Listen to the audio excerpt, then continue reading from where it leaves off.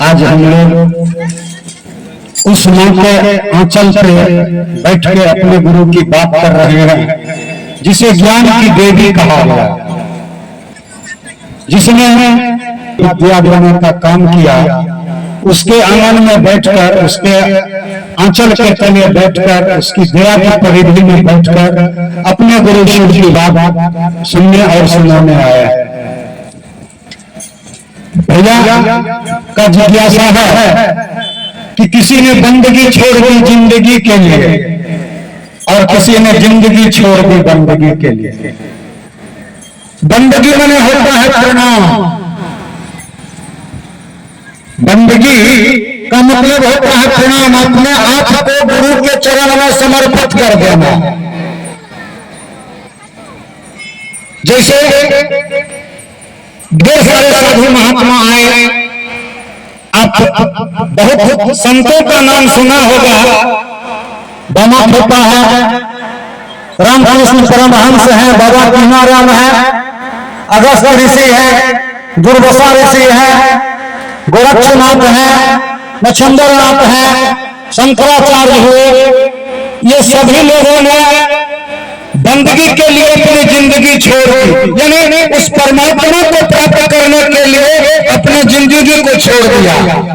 और इस कली काल में आप देखिए, जिनके आवाज पर आज हम आप यहाँ खड़ा है, आए हैं, बैठे हैं, जिनकी वाणी से आज भक्ति धारा का एक रास्ता मुड़ गया, जिसे हम आप जानते हैं साहब श्री हरिंद्रानंद जी मानव, जिन्होंने समाज की नई रास्ता बना दिया और जिस पर आज करोड़ों आदमी चल रहे हैं।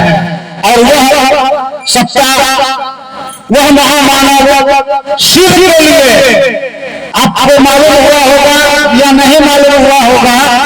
2 मिनट में मैं इस बात को रखना चाहता हूं कि जब साहब महादेव को गुरु बनाए थे और सदगुरु की बात करते थे, तो उनके पिताजी बाबू विश्वनाथ प्रताप सिन्हा विरोध करते थे। और जब वो पिता से कहते थे कि बाबूजी महादेव को गुरु मान लीजिए, तो उनको पिता बोलते थे कि बाबू आपके जन्म में पहले से मैं जानता हूं कि शिव गुरु। साहब कहते थे कि जानकारी होने से कोई लाभ तो नहीं होगा आपको। और ये मतांतर हुई और उनके पिताजी ने एक दिन साहब से कह दिया कि हरेंद्र, मैं अपनी संपत्ति से तुम्हें बेदखल करता हूं, मैं अपनी संपत्ति से आपको बेदखल कर दूंगा। साहब हरिंद्रानंद जी ने जवाब दिया, बाबूजी, बाबूजी, आपकी संपत्ति आपको मुबारक हो, आपकी संपत्ति आपको मुबारक हो। हरिंद्रानंद होटल में रहेगा और हॉस्पिटल में मरेगा।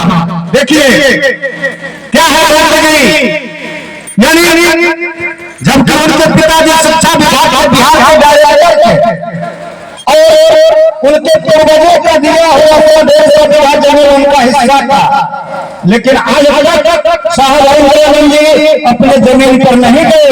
उनको पता नहीं है कि कहाँ कौन सा जमीन है। उन्होंने शिव के लिए अपनी जिंदगी कुर्बान कर दी और आज हम उनके आवाज पर, उनके बताए रास्ते पर करोड़ भाई शिव की ओर चल रहे हैं। और उन्हीं का ये संदेश है कि आओ चले शिव की ओर। तो हमको आपको धरती पर रहना है। अभी एक भाई से सुने थे ना कि धरती पर रहिए जरूर, लेकिन धरती का होके नहीं रहिए। शिव का शिष्य, इतिहास गवाह है, शास्त्र गवाह है कि जगत को दिया है, जगत से लिया नहीं है। और साहब हरिंद्रानंद जी के बारे में आप सभी भाई बहन जानते हैं कि उन्होंने शिव के लिए अपनी जिंदगी कुर्बान दी। हर सांस में उनको शिव था, हर सांस निकलता था तो शिव और चढ़ता था तो शिव। हर आवाज में वो कहते थे, हर आवाज में वो कहते थे कि बनो वो शिव, रहो वो शिव और जियो वो शिव। यानी जगत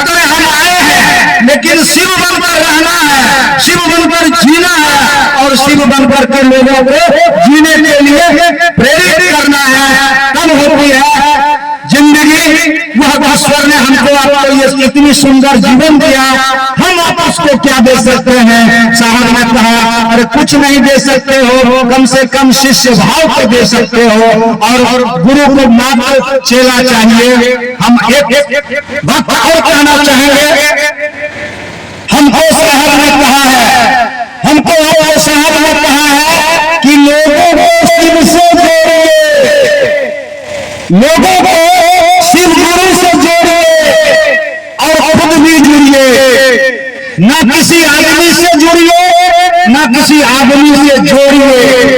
अगर आप आदमी से जुड़िएगा तो शिव की शिष्यता छूट जाएगी, अगर आप किसी आदमी से जोड़िएगा तो शिव की शिष्यता छूट जाएगी। साहब ने कहा शिव से जुड़ो और लोगों को जोड़ो। इसलिए हमको आपको इस बात का ख्याल रखना चाहिए। आज हमारे यहाँ के बीच लोगों को बंदगी छोड़ रहे हैं जिंदगी के लिए, कितना पैसा कमा सके, कितना पैसा कमा सके शिव चर्चा में। मैं ऐसे भाई बहन से कहना चाहूंगा कि आप साहब की बात को सुने।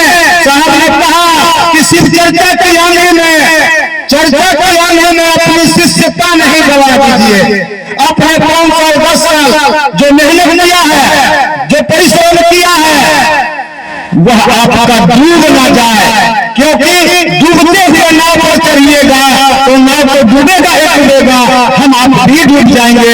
इसलिए मैं सभी भाई बहन को ये कहना चाहूंगा कि शिव से जुड़िए, शिव से जोड़िए, ना आदमी से जुड़िए ना आदमी से जोड़िए। सभी भाई बहन के चरणों में मेरा प्रणाम।